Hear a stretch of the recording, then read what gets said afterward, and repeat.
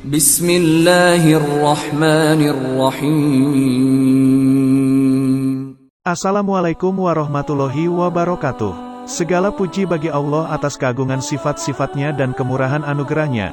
Sholawat dan salam bagi Nabi Muhammad, berserta keluarga dan seluruh para sahabatnya. Terima kasih kami haturkan kepada semua sahabat Kisah Muslim Channel yang sudah meluangkan waktunya untuk berkunjung di channel ini.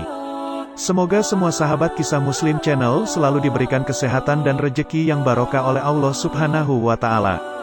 Sebelum menonton video ini, jangan lupa dukung kami dengan cara like, share dan subscribe channel YouTube ini agar channel ini semakin berkembang. Dan terima kasih tak lupa kami haturkan untuk semua sahabat Kisah Muslim Channel, semoga setelah menonton video ini, kita semua mendapatkan tambahan ilmu yang bermanfaat untuk kehidupan kita di dunia dan di akhirat. Amin. Imam Mahdi atau Mahdi Muntazar atau orang yang ditunggu adalah peristiwa yang tiada lagi ada keraguan padanya. Peristiwa kehadirannya pastilah akan terjadi nanti di akhir zaman pada saat akan keluarnya Dajjal dan juga turunnya Nabi Isa dari langit yang diiringi oleh malaikat. Imam Mahdi akan muncul apabila terjadi banyak perselisihan di antara orang-orang dan terjadinya berbagai macam kezoliman yang merata di atas permukaan bumi ini. Pada saat Mahdi Muntazar atau orang yang ditunggu akan muncul ditandai dengan meninggalnya seorang khalifah pada saat itu dan terjadi banyak perselisihan serta perebutan tahta kekuasaan. Kemudian keluarlah Mahdi, lalu orang-orang yang beriman dan bijak pun berbondong-bondong membayatnya dan berjanji untuk melakukan sumpah setia kepadanya. Karena mereka mengetahui tentang kebaikan, keistiqomahan, dan nasabnya yang mulia dari keturunan Rasulullah Shallallahu Alaihi Wasallam. Terdapat beberapa riwayat hadis yang menerangkan tentang kehadiran Imam Mahdi di akhir zaman. Dari beberapa riwayat yang ada, bisa kita ambil kesimpulan bagaimana cara manusia membayat Al-Mahdi. Pertama, hadis dari Sauban radhiyallahu anhu, bahwasanya Rasulullah Shallallahu Alaihi Wasallam bersabda, yang artinya, ada 3 orang yang akan saling membunuh di dekat harta simpanan kalian. Mereka semua putra khalifah. Kemudian simpanan itu tidak dikuasai salah satu dari mereka. Hingga muncul bendera-bendera hitam dari arah timur. Lalu mereka akan memerangi kalian dengan peperangan yang tidak pernah dilakukan oleh satu kaum pun. Kata Sauban, lalu beliau menuturkan sesuatu yang tidak aku hafal. Selanjutnya beliau bersabda, yang artinya, jika kalian melihatnya, maka bayatlah dia. Walaupun dengan merangkak di atas salju, karena sesungguhnya dia adalah Khalifah Allah Al-Mahdi. Hadis riwayat Ibnu Majah 4222, Hakim dalam Al-Mustadrak 4/463, disahihkan Hakim dan disetujui Az-Zahabi. Dan sanadnya dinilai kuat dan sahih oleh Ibnu Katsir. Ibnu Katsir menjelaskan hadis ini, yang artinya, maksud dari hadis, bahwasanya Al-Mahdi yang ditunggu-tunggu kedatangannya di akhir zaman, kemunculannya dari arah sebelah timur, dan beliau dibayat di sisi Ka'bah. Sebagaimana juga dinyatakan di dalam beberapa hadis.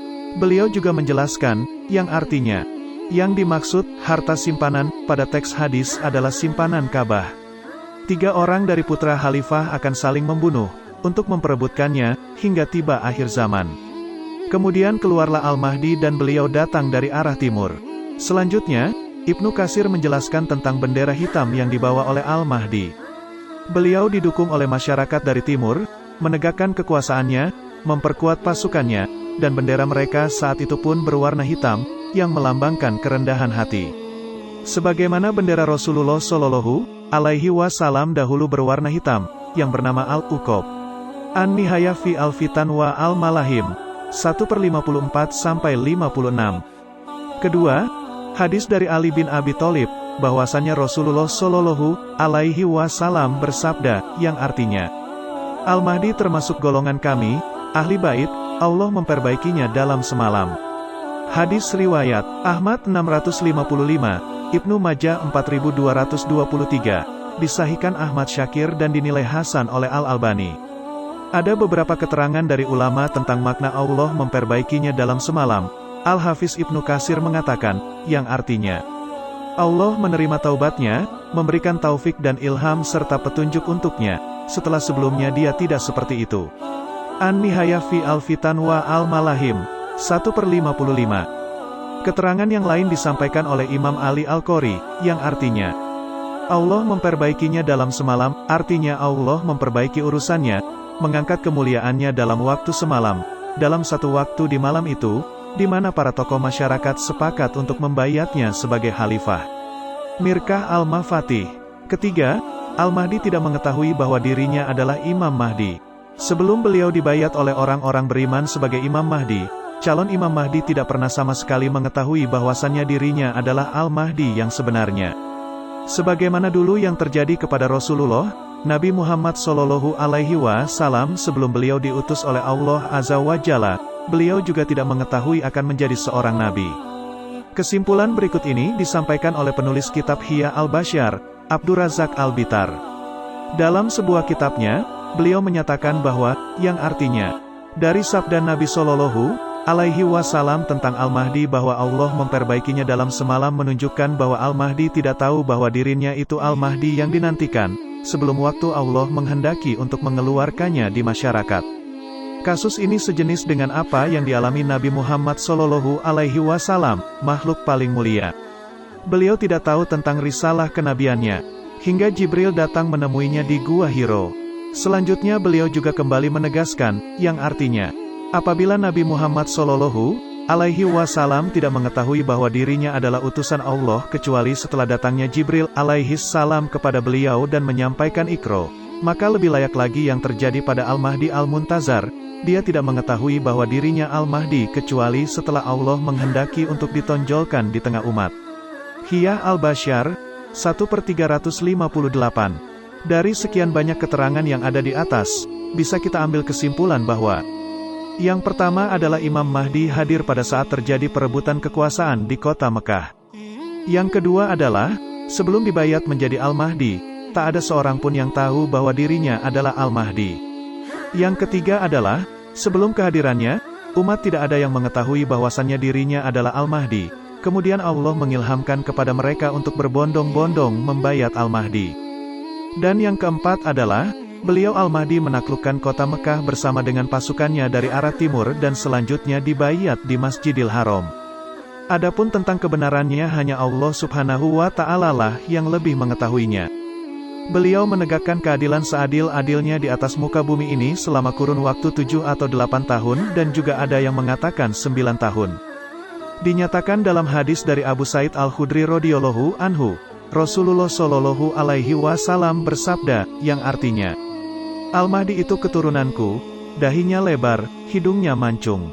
Dia akan memenuhi bumi ini dengan keadilan dan kebijaksanaan, sebagaimana sebelumnya penuh dengan kezaliman dan kecurangan. Dia memimpin selama 7 tahun. Hadis riwayat Abu Daud 4285 dan dihasankan Al-Albani. Beliau memimpin selama 7 tahun, diberi catatan oleh Al-Munawi, yang artinya, beliau memimpin selama 7 tahun. Dalam satu riwayat ada tambahan, 8 tahun atau 9 tahun. Faidul Qadir, 6/278. Di antara riwayat yang menyebutkan 8 tahun adalah hadis Abu Sa'id Al-Khudri radhiyallahu anhu secara marfu, yang artinya, Al-Mahdi akan keluar di penghujung generasi umatku. Allah berikan hujan untuknya, tanah menumbuhkan tanamannya, dia berikan harta dengan cara baik, banyak binatang ternak dan umat menjadi kuat. Dia hidup selama 7 atau 8 tahun. Hadis riwayat Hakim dalam Al-Mustadrak 8673 dan disahihkan At-Zahabi. Makna dari teks hadis di atas adalah menunjukkan tentang rentang masa kepemimpinan Imam Mahdi, sejak beliau mulai dibayat, hingga beliau diwafatkan oleh Allah Azza wa Jalla. Allahu alam. Mahdi Muntazar adalah berasal dari keluarga Rasulullah melalui garis keturunan Fatimah radhiyallahu anha. Namanya sama seperti nama Rasulullah yaitu Muhammad dan nama bapaknya pun juga sama yakni bernama Abdullah. Begitulah kebenaran yang bersumber dari berbagai macam hadis yang sahih yang merupakan peristiwa yang benar-benar akan terjadi di akhir zaman.